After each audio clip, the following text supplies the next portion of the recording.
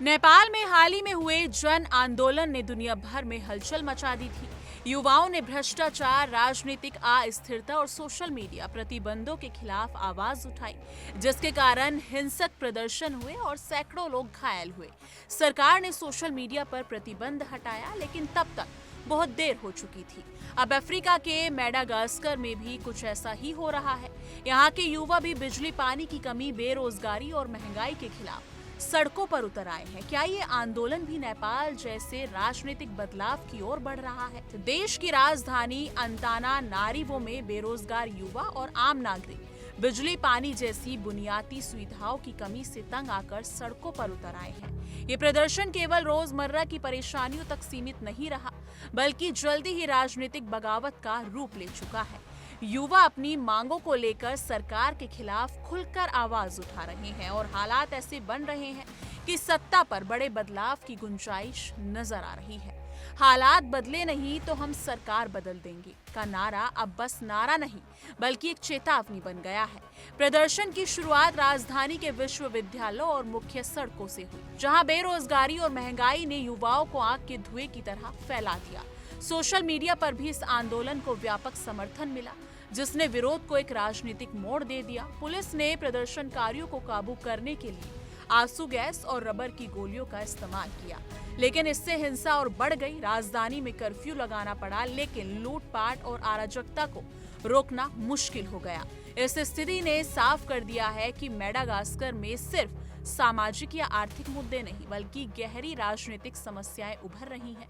सरकार की नाकामी और जनता की निराशा के बीच टकराव बढ़ता जा रहा है। संयुक्त राष्ट्र की रिपोर्ट के अनुसार अब तक 22 लोगों की जान चली गई है और 100 से ज्यादा लोग घायल हैं। लेकिन मेडागास्कर की सरकार इसे गलत सूचना बताती रही है।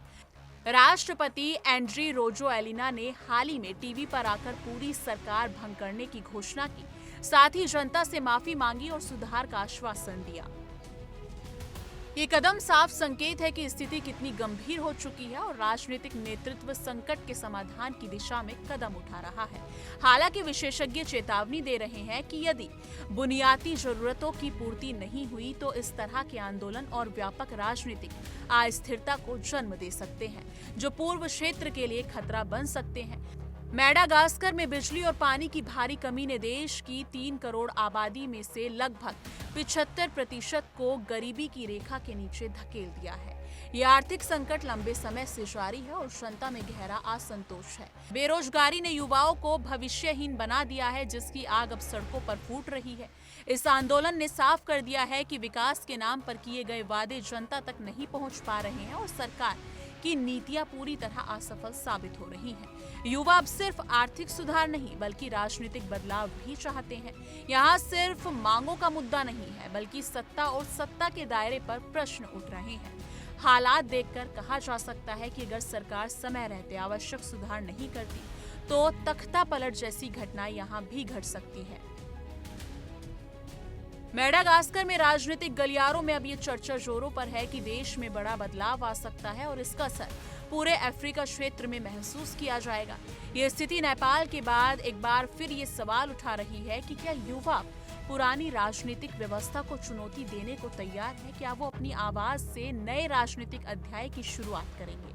यह आंदोलन केवल एक राष्ट्र की समस्या नहीं, बल्कि विकासशील देशों में बढ़ती बेरोजगारी, महंगाई और सत्ता के दुरुपयोग का दर्पण है।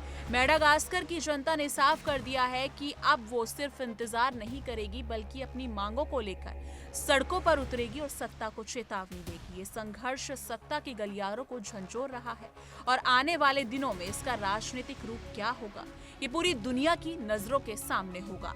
देश की जनता के लिए ये एक निर्णायक मोड़ है, जहां या तो सुधार होगा या फिर बड़ा राजनीतिक बदलाव। ये देखना होगा कि मेडागास्कर की सरकार और नेतृत्व इस चुनौती का सामना कैसे करती है। इस मुद्दे को आप कैसे देखते हैं? कमेंट सेक्शन में अपनी राय जरूर साझा कीजिएगा।